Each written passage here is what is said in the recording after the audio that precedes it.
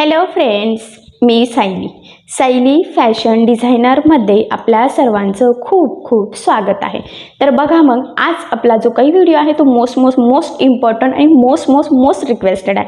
खूप साऱ्या कमेंट्स येतात की ज्यावेळेस आपण कटोरी ब्लाऊज स्टिच करतो तर त्यावेळेस आपलं मुंढ्यातलं आणि जे काही आपली कटोरी असते तर त्यामधलं अंतर किती पाहिजे, बरेचसे कन्फ्युजन्स आहे.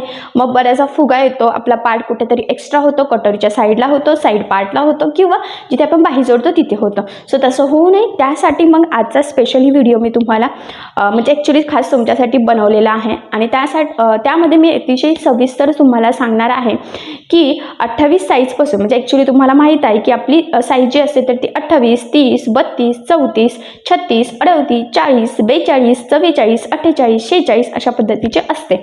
आणि मग प्रत्येक जी काही साईज आहे तर त्यानुसार कटोरी आणि मुंढ्यातलं अंतर हे वेगवेगळं असतं.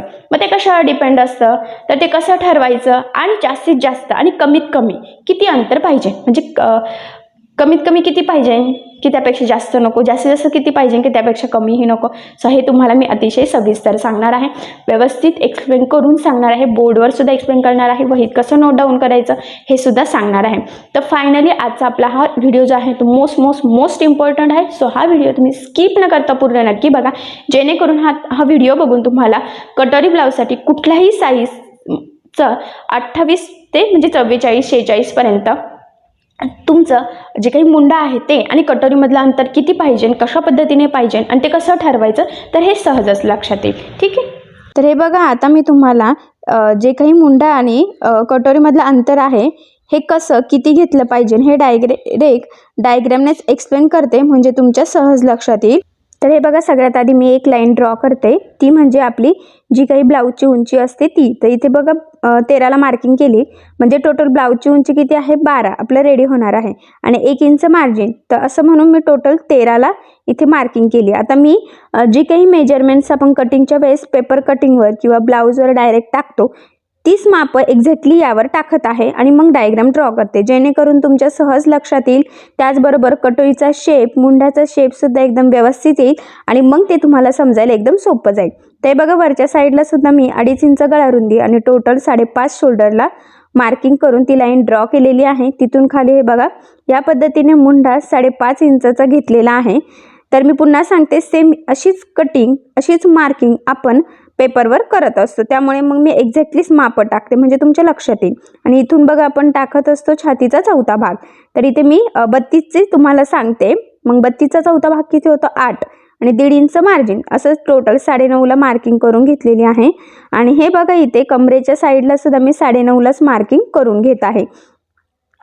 तर हे मी तुम्हाला कटिंगच्या वेळेस पण सांगितलेलं आहे की जो काही छातीचा चौथा भाग आणि मार्जिन आपण ॲड करतो तेच मी कमरेच्या साईडला सुद्धा करते, म्हणजे इझी जातं तुम्हाला पण. आणि या पद्धतीने बघा लाईन ड्रॉ करून घेतलेल्या आहे आपण. ठीक आहे. आता हे झालं, आपण उंची टाकली, शोल्डर झालं, मुंडा झालं, गळारुंदी झाली, छातीचा चौथा भाग झालेला आहे.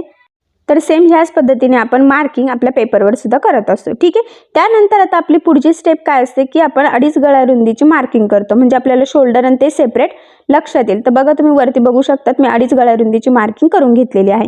त्यानंतर आपल्याला बॅक साईडचा जो काही मुंडा आहे त्याचा आकार देऊन घ्यायचा असतो आणि पुढचा पण आपण सोबतच देतो. तर हे बघा, ह्या पद्धतीने क्रॉसमध्ये 1.5 इंचाला मार्किंग करून घ्यायची. पहिली मार्किंग 1 आणि त्यापुढे अर्धा इंच एक्स्ट्रा.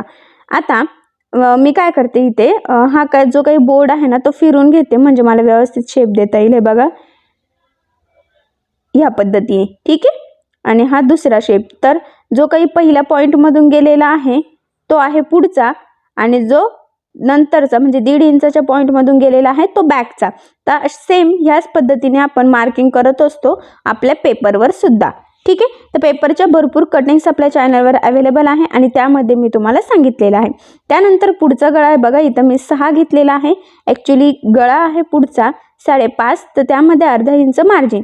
तसं टोटल 6ला मार्किंग केली, 2.5 इंचची खालच्या साईडला पुन्हा गळारुंदीची मार्किंग करून घ्यायची आहे आणि त्यानंतर हा बॉक्स आपल्याला ड्रॉ करून घ्यायचा आहे ह्या पद्धतीने. ठीक आहे. म्हणजे रेग्युलर कटिंग करतो सेम तसंच. आणि त्यानंतर आता आपल्याला या गळ्याला आकार द्यायचा आहे. तर हा आकार आपण नंतर देत असतो ज्यावेळेस कटोरी ड्रॉ करतो.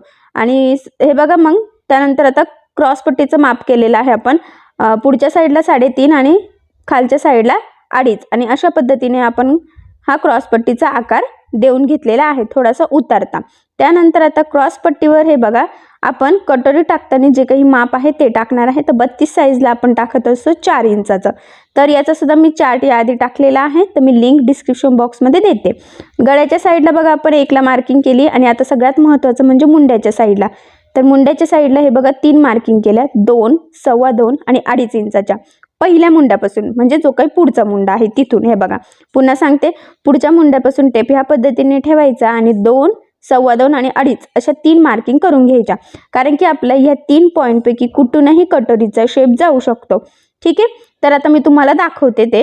हे बघा आता हे पॉईंट आपल्याला जॉईन करायचा असतो. हे बघा, तर अशा पद्धतीने आपण कटोरीचा आकार हे बघा इथपर्यंत आणलेला आहे. ठीक आहे, तर हा झालेला आहे आपला एकदम परफेक्ट कटोरीचा आकार आलेला आहे. तुम्ही बघू शकता गोल आकार पण एकदम छान आलेला आहे. ठीक आहे, तर आता हा जो काही कटोरीचा पॉईंट आहे, म्हणजे आपल्याला गळ्याचा पॉईंट, क्रॉसपट्टीवर टाकलेली मार्किंग आणि मुंड्यापासून केलेले हे 3 पॉईंट यूज करून कटोरीचा आकार द्यायचा असतो. आणि हे बघा त्यानंतर आपण पुढचा गळ्याचा आकार देत असतो कटोरीलाच जॉईन करून, अशा पद्धतीने डायरेक्ट 1ला मार्किंग न करता. हां, ठीक आहे, आता हे झालेलं आहे कटोरी ड्रॉ करून आपली परफेक्ट पूर्ण कटिंगची मार्किंग झालेली आहे.